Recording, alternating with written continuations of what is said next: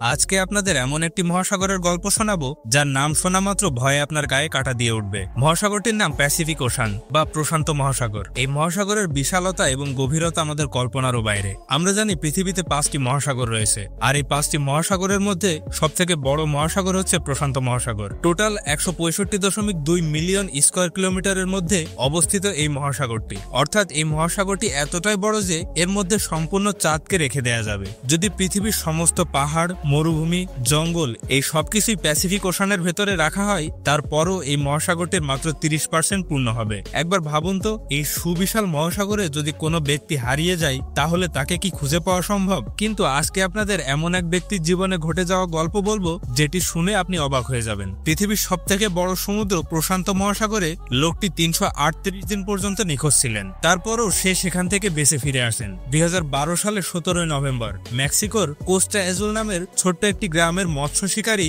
জো সালভাডর আলভারাঙ্গা এবং তার বন্ধু এজিকুয়েল কোডোভার মাছ ধরার জন্য মার্শাল আইল্যান্ড থেকে সমুদ্র যাত্রা শুরু করে। তাদের সাথে ছিল মাত্র 7 মিটার লম্বা একটি বোট। এটির মধ্যে রয়েছে একটি মোটর, আর মাছ ধরে রাখার জন্য রয়েছে একটি মাত্র আইস বক্স। তারা সিদ্ধান্ত নেয় উপকূল থেকে 120 কিলোমিটার দূরে গিয়ে মাছ ধরবে। কিন্তু তারা মাত্র 40 থেকে 80 কিলোমিটার দূরে আসার পর আবহাওয়ার পরিবর্তন লক্ষ্য করে। হালকা বৃষ্টির সাথে দমকা হাওয়া শুরু হয়, কিন্তু তারা এটাকে উপেক্ষা করে সামনের দিকে এগিয়ে যেতে থাকে। তারা যতই সামনের দিকে এগিয়ে চলে ততই ঝড় বৃষ্টির গতি বাড়তে থাকে। তারা দুজনে খুব ভয় পেয়ে যায় এবং ভাবতে থাকে সামনে আগালে আরো বড় বিপদ আসতে পারে, তাই তাদের উপকূলে ফিরে আসা উত্তম হবে। কিন্তু আলভারাঙ্গা তার কোনো কথা কানে নেন না। উপকূলে ফিরে না গিয়ে সামনের দিকে আগাতে থাকে, এটা ভেবে যে কিছুক্ষণ পর হয়তো ঝড় থেমে যাবে। এবং কিছু পথ অতিক্রম করার পর সে উপলব্ধি করে তাদের অনেক বড় ভুল হয়েছে, কারণ সামুদ্রিক ঝড় আস্তে আস্তে আরো ভয়ঙ্কর রূপ ধারণ করে। তারা বোটের মধ্যে ঠিকভাবে বসতে পারছিল না, কিন্তু তারপরও তারা আপ্রাণ চেষ্টা করতে থাকে তাদের বোটটাকে নিয়ন্ত্রণে রাখার। কিন্তু তাদের বোট সমুদ্রের বড় বড় ঢেউয়ের কবলে আটকে পড়ে। বোটের অবস্থা আস্তে আস্তে খারাপ হতে থাকে। কখন জানি বোটটি উল্টে যায়। এমন সময় তারা বোটের ভেতরে থাকা জিনিসপত্র জলে ফেলে দেয় এবং একটি পাত্রের সাহায্যে বোটে জমে থাকা জলকে সেকে ফেলার চেষ্টা করতে থাকে। টানা 5 দিন ধরে চলে এই শক্তিশালী সামুদ্রিক ঝড়। বিশাল ঢেউয়ের ঝাপটায় বোটের ইঞ্জিন নষ্ট হয়ে যায় এবং ইলেকট্রনিক্স ইকুইপমেন্ট, জিপিএস, রেডিও সবকিছু নষ্ট হয়ে যায়।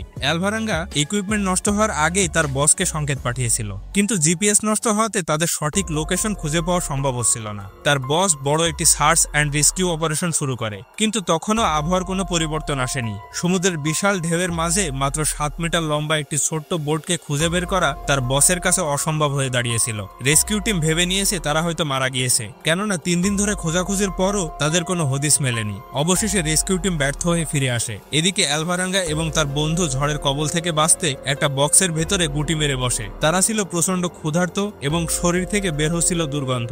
আবহাওয়া প্রচন্ড ঠান্ডা থাকায় শীতে কাঁপতে থাকে। বক্স থেকে বেরিয়ে তারা খেয়াল করে চারিদিকে কেবল সমুদ্র আর সমুদ্র। তারা ধারণা করতে পারছে না আসলে তারা সমুদ্রের কোন পয়েন্টে রয়েছে। তাদের কাছে দূরবীন, কম্পাস কিছুই নেই। অবশেষে তারা বুঝতে পারে এই বিশাল সমুদ্রে তারা হারিয়ে গিয়েছে। তবে সেই সময়টা তারা উপকূল থেকে মাত্র 450 মাইল দূরে ছিল, কিন্তু তারা বুঝতে পারছে না কোন দিকে যাবে আর কিভাবে যাবে, কারণ তাদের বোটের ইঞ্জিন নষ্ট হয়ে গিয়েছে। তাদের কাছে খাবার আর কিছুই নেই। এভাবে টানা 5 দিন কেটে যায় বোটের ভেতরে। তারা তাদের হাতকে ঘন্টার পর ঘন্টা পানিতে ডুবিয়ে রাখত। যখনই কোনো মাছ তাদের হাতের আশেপাশে আসতো তখনই তারা সেগুলোকে ধরে নিত এবং মাছগুলোকে কিছুক্ষণ রোদে শুকিয়ে সেগুলোকে খাবার হিসেবে ব্যবহার করত। আর তৃষ্ণা মেটানোর জন্য তারা নিজেদের প্রসাব অথবা কচ্ছপের রক্ত পান করত, কেননা সমুদ্রের নোনা জল পান করলে তারা মারা যাবে। দীর্ঘ 14 দিন এভাবে কাটার পর তারা খুশির রেখা দেখতে পায়। হঠাৎ আকাশ থেকে মুষলধারে বৃষ্টি শুরু হয় এবং তারা এই বৃষ্টির জলকে আইস বক্সে জমা করে রাখে। কিন্তু ভাগ্য সবসময় তাদের সায় দিত না। এমনও সময় গিয়েছে তারা সারাদিনে একটা মাছ, কচ্ছপও ধরতে পারত না। তারা দিনের পর দিন মানসিক এবং শারীরিক যন্ত্রণার মধ্য দিয়ে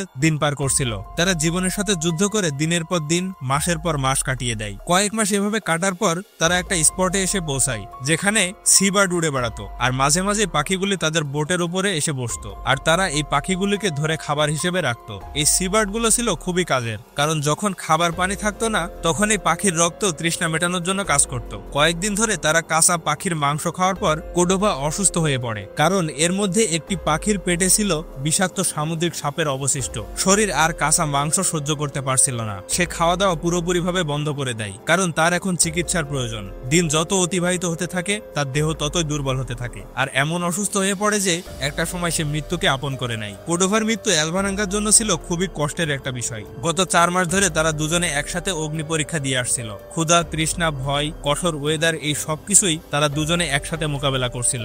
সঙ্গী থাকায় তারা দুজনেই কঠিন লড়াইকে হাসতে হাসতে জয় করে নিতে পারত। কিন্তু কোর্ডোভার মৃত্যুতে অ্যালভারাঙ্গা কেবল তার একমাত্র সঙ্গী হারায়নি, বরং পুরো মানবজাতি থেকে সম্পূর্ণ বিচ্ছিন্ন হয়ে যায়। অ্যালভারাঙ্গার মধ্যে বিশাল সমুদ্রে একা সময় কাটানোর ভয় এতটাই তীব্র ছিল যে সে প্রথমে মেনে নিতে পারছিল না। সে প্রতিদিন কোর্ডোভার ডেড বডির সঙ্গে কথা বলতে শুরু করে, মাঝে মাঝে তাকে জড়িয়ে ধরে কাঁদতেও শুরু করে। কিন্তু ধীরে ধীরে কোর্ডোভার বডি পচা শুরু করে। 1 সপ্তাহ পর অ্যালভারাঙ্গা বুঝতে পারে সে পাগল হয়ে যাচ্ছে। 8ম দিনে সে তার বন্ধুকে জলে ফেলে দেয়। এখন অ্যালভারাঙ্গা সমুদ্রে একা, জীবনযুদ্ধে লড়াই করে বেঁচে থাকতে তাকে সাহায্য করার মতো আর কেউ তার পাশে নেই। সে প্রতি মুহূর্ত জীবিত থাকার জন্য স্ট্রাগল করে চলেছে। রাতে শোবার সময় সে ভয় পেতে থাকে, হয়তো এটাই তার জীবনের শেষ রাত হতে চলেছে। আর এই জায়গাটিতে কার্গো শিপ খুবই কম পাস হয়। প্রায় 6 মাস পর সে প্রথমবারের মতো জাহাজকে দেখতে পায়। আর এই জাহাজটিকে দেখা মাত্রই তার বেঁচে থাকার ইচ্ছা আবার জেগে ওঠে। কিন্তু এই জাহাজটা ছিল অনেক দূরে, এতটাই দূরে যে এত বিশাল জাহাজটিকে একটি ছোট্ট পিঁপড়ার মতো দেখা যাচ্ছিল। আর তার নিজের বোটটা এতটাই ছোট যে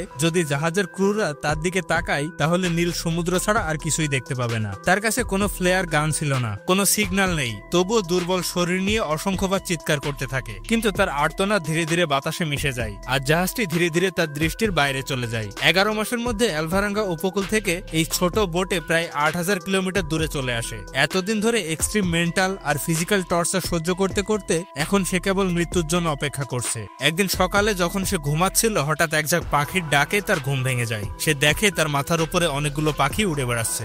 যখন সে পানির দিকে তাকায়, সে দেখে পানিতে একটি নারকেল ভাসছে। এগুলো দেখে সে বুঝতে পারে আশেপাশে নিশ্চয়ই কোনো দ্বীপ রয়েছে। যখন সে তার বোটে দাঁড়িয়ে দূরের দিকে তাকায়, তখন সে দূরে একটি দ্বীপ দেখতে পায়। আর এই দ্বীপটা দেখা মাত্রই যেন মৃত ব্যক্তির মধ্যে আত্মা ফিরে আসে। সে বোট থেকে নেমে সাঁতরে দ্বীপের অভিমুখে চলে যায়। 30 জানুয়ারি 2014, প্রায় 14 মাস পানিতে থাকার পর অ্যালভারাঙ্গা প্রথমবারের মতো শুষ্ক বালিতে পা রাখে। এই সময় সে এতটাই খুশি হয়েছিল যেন সে কোনো গুপ্তধন খুঁজে পেয়েছে। আর এখানে আসার পর সে অজ্ঞান হয়ে পড়ে যায়। যখন তার জ্ঞান ফেরে, সে দেখে বেশ কিছু ব্যক্তি তাকে ঘিরে দাঁড়িয়ে রয়েছে। এই দৃশ্যটি তার কাছে ছিল এক আবেগপূর্ণ খুশির মুহূর্ত। তার বন্ধুর মৃত্যুর প্রায় 10 মাস পর এই প্রথমবার কোনো মানুষকে সে দেখতে পায়। এরা ছিল লোকাল গার্ড, যারা পরবর্তীতে তার টিমের সাথে কন্ট্যাক্ট করে তার দেশ মেক্সিকোতে পাঠিয়ে দেয়। আজকে এই পর্যন্তই, দেখা হবে আরেকটি লজিক্যাল এপিসোড নিয়ে। ততক্ষণ পর্যন্ত ভালো থাকবেন, সুস্থ থাকবেন, আর এমন সব অজানা রহস্য জানতে আমাদের চ্যানেলটি সাবস্ক্রাইব করবেন।